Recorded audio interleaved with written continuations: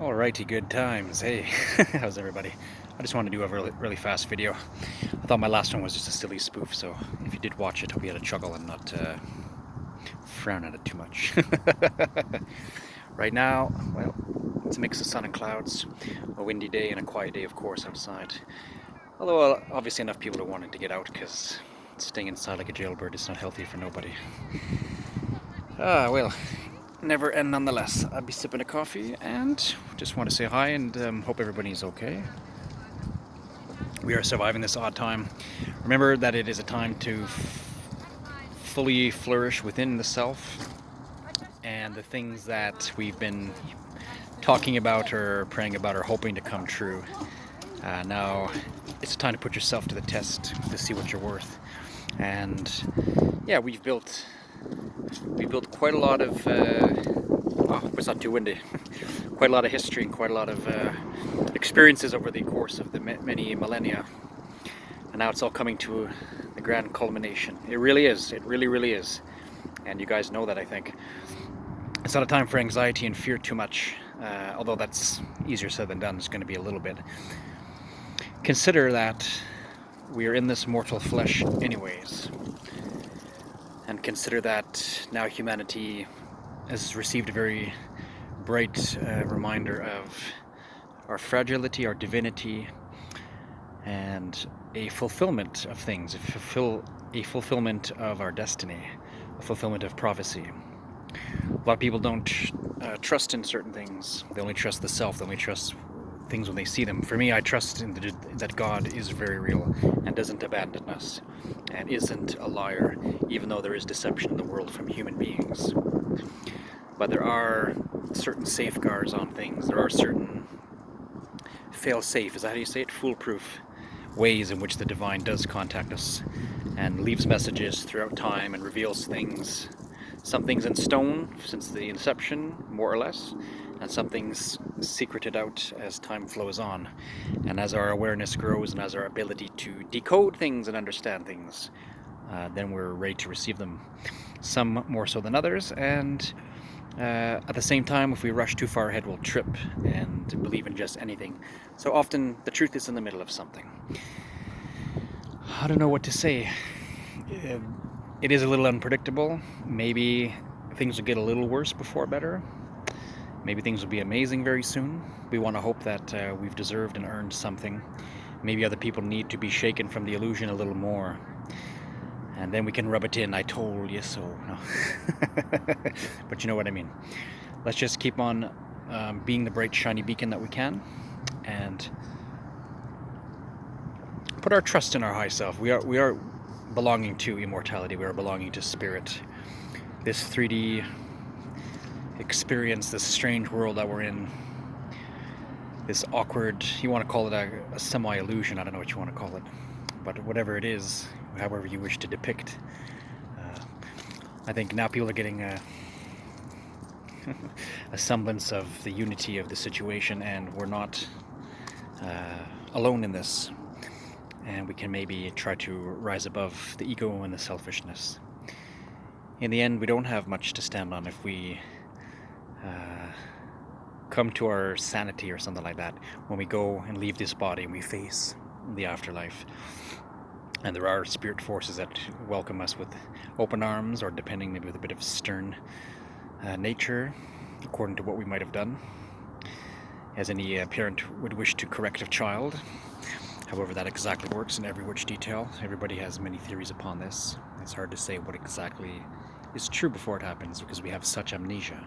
But to know that it will be alright, and to know that if your heart is inclined towards good, and you are sorry for wrongdoing to others, there is indeed such a thing as sin.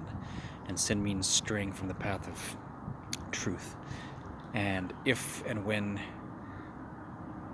and from goodness, and if and when we hurt another, then we are hurting ourselves, and we are hurting the very divinity. Nobody is more important than anybody else. Everything in this world somehow must operate until it no longer is needed, then it'll disappear. There are a lot of things that we've overcome, a lot of things that we've surpassed, and we're welcoming a grander thing. So we can be proud about that. We can take our faith that whatever this was leading up to, now is a time. And let's hope that we don't need too many more wake-up calls to get us to really be sweet and kind and unite and have a good governing system and spiritual access and freedom to people, so that we're not under oppression of others and we're not needing so much correction from human to human, so to say, and not needing to be deceived anymore. Maybe the things that existed and did those things were needed up until a certain time. Maybe some of them weren't. I don't really know any better than you, per se, or in every single account or detail about it. Ultimately, we're just trying to hold on to the faith. There's a part of us that remains positive and a bit silly and a bit whatever, because we know deep down that it's going to be all right. This is why we can even smile in a grim state, because it isn't a fatalistic black death or something like that. It's the human flesh ego, when it sees the things of the flesh passing away, even the very planet, which is not eternal, it is temporary. The planet is temporary. We can love Gaia, no problem. I'm a huge fan of nature myself, but it is temporary, it is passing. So when the flesh lets go of the things of the flesh and sees it for what it is, as a school, as a testing, as a training, blah, blah, blah, I've said it and you know it, then the spirit becomes purified and remembers itself all the better, all the easier. And then things are not so bad. Things are, what's the word, rectified? Is that what you want to say? coming to grips with it all over again. So let's appreciate that. And let's be really happy that life that wishes to just keep on living is automatic. It's a default. We can struggle and strive, but life itself doesn't stop. It's like, it's hard to put into terms. It doesn't cease to exist in and of itself just like that, even if it's changing 1,000 forms every time. Even if people have a myriad of different viewpoints, but the life is still one thing. Just like people say one love, it's true. There's also one hatred, whether we're tapping into one vibe or the next. But like there's one humor, there's one sadness, and we're all taking turns on the spoke of the wheel, right? So the way I see it, things will be always pure. They always come to a climactic moment where you just have that moment of aha and awareness, and then you're just like, oh yeah, okay, it's gonna be good. So take that to heart, and let's do our very best to just really unite and promote each other. The greatest thing we can do, that cute quote that I've been hearing lately, it says, the less of me, the more of God. And that means, the less ego and attachment to the little things, and the more grandiose you become, because the God is living and shining through you. Use a different name if you want. Use source. I don't know if you want to call it whatever. But the more of that we are allowing to pass and flow through us, then we start gaining omniscience, omnipresence, and that's not about the desire of power. Those are cheesy. It's not that. It's just a side effect, or an extra goodie to taste, icing on the cake or something like that. A default thing. But it's really by loving others and lifting up others, we become amazing. Because indeed, as the Christ did say, and whoever else, but whoever would be the greatest among you would be the servant of all, because then you're in a position where you're the helper and you're receiving tons of inner bliss and joy and access and fulfillment and satisfaction, and it increases and grows, and then we're able to do that much more and be that much more and provide that much more. And in so doing, we become the very God. We become the right hand, the left hand, whatever you say it, and the active participant. And we have a wonderful journey from that point on. People are suffering now because of clinging to the passing, to trying to fight too much, or be defensive or passive aggressive, or aggressive on top of aggressive, with the ego and with the illusion of power or material possessions, which is absolutely empty like glass.